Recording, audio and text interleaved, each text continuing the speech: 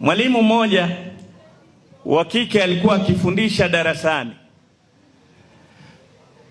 Katika darasa lile kukawa kuna wasichana wengine wanakataa kujistiri, hawafai. Wanamuuliza yule mwalimu wa kike, kwa nini sisi? Wajua dada zetu akishakuwa wasomi kidogo kidogo, chumvi na sukari, wanajisikia yeye ashafika. Wauliza yule mama, mbona wewe, hii dini ya Kiislamu imelazimisha watu wote, wanawake wajifunike, wavae hijab.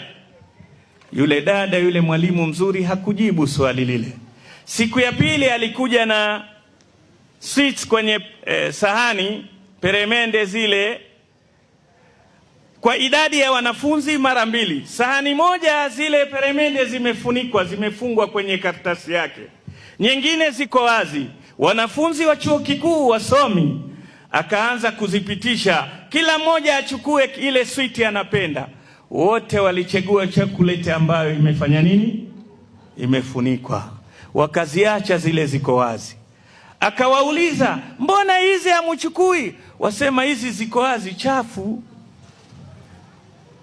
hygiene hamna hapa, hizi manzi nani vumbi, hizi zilizofunikwa ndio mzuri. Akamwambia, ndio Uislamu ukawaamrisha na nyinyi mufanye nini?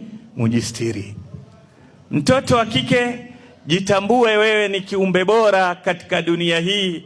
Heshima yako uliyopewa ni kubwa, na kwa sababu wewe vile vile ni shule, kuna watu watasoma kwako. Al-ummu madrasa, wanasema mama, mwanamke ni shule.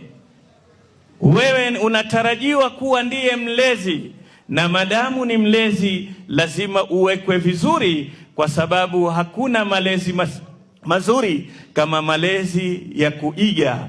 Yule mtoto anavyokuona ndivyo atakavyokuwa yeye, na kiasi ulivyokuwa unaishi na heshima ndivyo na mtoto wako atabaki kuwa na heshima.